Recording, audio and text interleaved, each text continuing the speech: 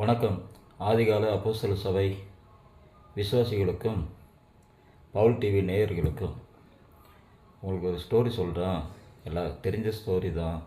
பூனை கண்ணு மூடி தூங்கிச்சுன்னா அந்த பூனை என்ன நினச்சிக்குமா, உலகமே இருண்டு போச்சுன்னு நினைக்குமா. இது அந்த பூனையோட அறியாமையா என்ன, இல்லைன்னா அதோட முட்டாள்தனமா? இதை நீங்களே யோசிச்சு பாருங்கள். அப்படி தான் போரில் பலவிதமான போர் இருக்குது. போர் நீர்மூழ்கி கப்பல் கேள்விப்பட்டிருக்கீங்களா?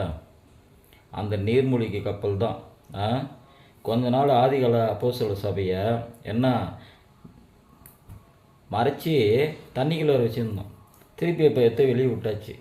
அதனால் பூனை பாவம் ஏமாந்தது பூனை தான், அதோட கனவு தான். அதனால் ஆதிகால சபையை யாராலையும் நிப்பாட்ட முடியாது. சரிங்களா?